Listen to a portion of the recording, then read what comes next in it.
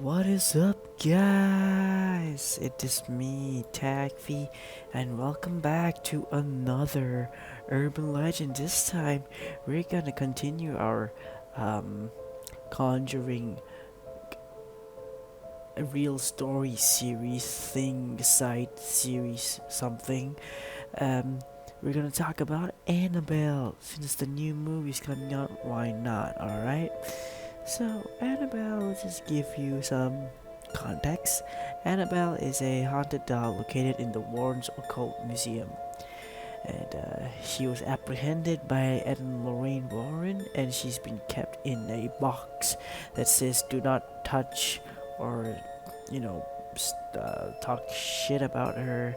You gotta pay respect to that type of thing, man, otherwise you're dead meat. So here I'm about to tell you the story of the Annabelle doll, the actual story. Let's dive in. The student nurse. The real Annabelle was given to Donna, who was a student nurse, as a birthday gift by her mother. Did I say by her mother? I meant by her mother. But by a mother. One thing to remember, Annabelle was bought secondhand from a hobby store. She was living with her friend Angie at the time, and Donna was delighted with the gift. At first, at first. But the Conjuring doll quickly became a source of great fear for the girls. Annabelle made only very small movements to begin with. She moved her tiny little legs like Chucky. If you remember Chucky. That could be put down to Donna and Angie accidentally moving her, for example, ending up on the floor instead of on the chair. Maybe she just fell off. I like your shoes, by the way. Soon, though, the movement started to increase and the doll started to move more and more. For example, she may have ended up on the couch instead of on Donna's bed, or outside Angie's door, immediately after she was returned to Donna's room. Their close friend Lou was very nervous of the seemingly innocent Raggedy Ann doll. He believed that she was evil or possessed, and that something needed to be done about it. I think I read that right. But Donna and Annie were very progressive in their views and didn't think anything of the sort, and still believed that perhaps they were to blame for the movements of the doll. What, sleep moving? Annabelle doll's story quickly became more sinister. Soon the girls started to find notes around their apartment. The strange thing was that the notes were written on parchment paper, and neither of the two girls had ever used parchment paper before. The notes said various things, but most commonly they said things like, "Help Blue," and "Help us." So, one thing I learned about this is like I'll just tell you everything I want to tell after I complete this thing. So let me just finish this. The blood. Finally, the doll from the Conjuring Annabelle was found with blood on her hands. Donna came home from work one day and found the doll in her usual spot on her bed, which made a change. But unfortunately, she had literal blood on her hands. It seemed almost like blood, or the red liquid. What else could it be? Apple juices. What is red? Some red milk? Ketchup? Whatever it was coming from the doll itself. That was it. It was time for the girls to call in some help in the form of a medium to find out just what was going on with this doll before things got worse. The first medium.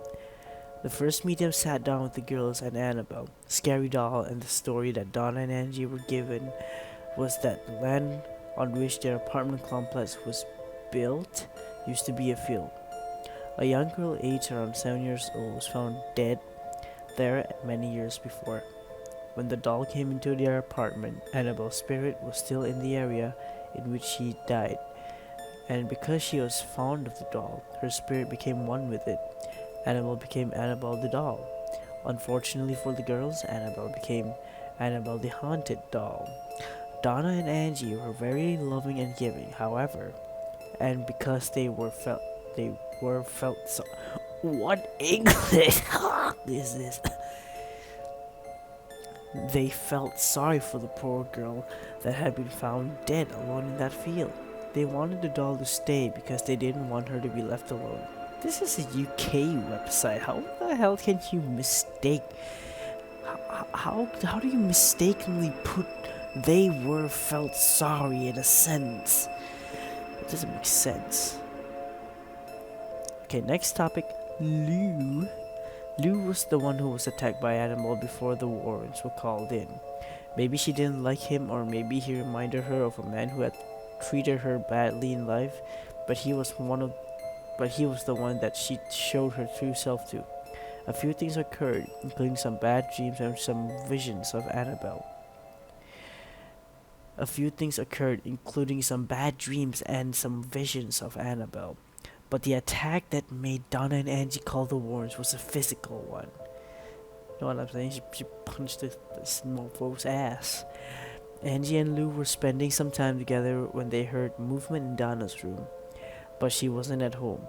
They were frozen in fear at first. They were concerned about an intruder, but they quickly realized that the movement was in fact Annabelle. Lou took a look inside Donna's room and there was no one inside, although the doll was sitting on a chair instead of sitting on the bed where she should have been. He moved forwards toward Annabelle, and a feeling crept over him, that creeping feeling you get where something is terribly, terribly wrong. He felt a terrible pain on his chest and realized that there was a series of claw marks, raking marks, like someone had leapt at him and roughly scratched him. Like, the winner in chicken dinner tactic from Toy Story 4, if you get my drift. No one was in the room, and so he knew that the marks must have come from Annabelle. What was stranger still about these scratches? Okay, let me fix this sentence for you, alright, UK? What was strange? What? Okay, what was more strange still?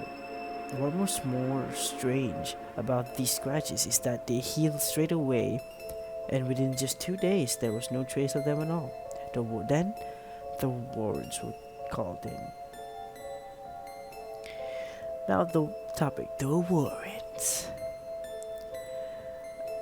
A priest was called into the apartment along with the Warrens, and it was discovered that Annabelle's main goal was to take possession of Donald's soul. Annabelle was a demon. She was attached to the doll.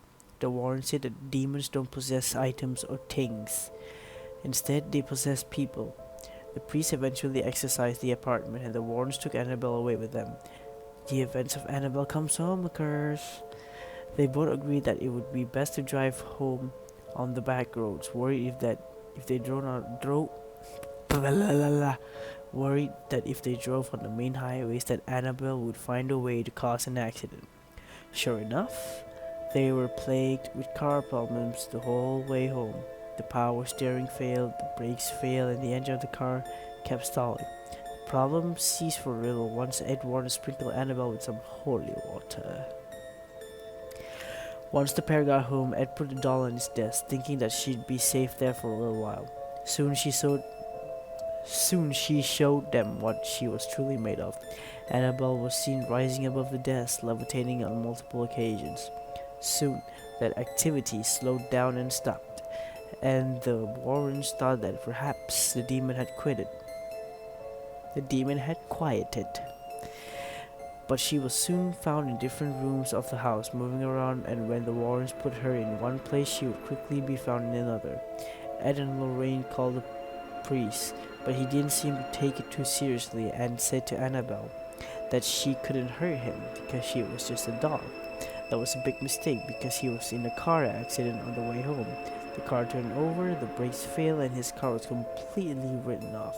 Although the priest was badly hurt, he did survive.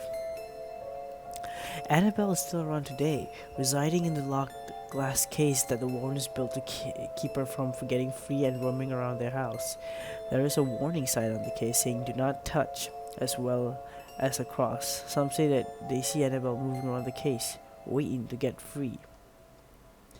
Annabelle in The Conjuring wreaked havoc around those around her, and the real Annabelle doll, is most definitely did the same. The Conjuring doll is one of the spookiest tales in the modern history when we talk about haunted objects, particularly because she had to be kept behind locked glass, and particularly because the Warrens didn't manage to get rid of the doll of the demon. The demon of the doll. It's not the doll. Annabelle is still available to view today. Would you dare to visit her and learn more about the Conjuring's true story? Absolutely not. Gave you high hopes there, didn't I? Damn right I did. So my thoughts. Annabelle is a darling. I wouldn't visit, but hear me out. The one thing I would do differently is use the story of Donna for the first Annabelle movie, then do the Annabelle creations, and then you do Annabelle Comes Home, because chronological, you do the events of Annabelle movie. I don't think so ever happened, except the scene where some kind of grandma bought the doll from an antique shop. And what? Oh yeah, I forgot to mention. Some guy entered the Warrens Occult Museum. He tapped on the glass case and he said, "Come on, do something, whatever." A few minutes later, he got into an accident and died. So that's the power of the doll. If you disturb it, don't disturb it. If you visit that doll, I'm not saying you should, but if you're into that stuff, go ahead. I'm definitely gonna watch the Annabelle movie that's coming out soon with my kind of new peeps, because my old peeps, they're going to college. I'm gotta make new friends, I guess, and I don't want to watch that movie alone. I have really bad experience with horror movies. So that's the story of Annabelle, guys. So thank you guys for watching. Please leave a like, subscribe. Road to 200 subs.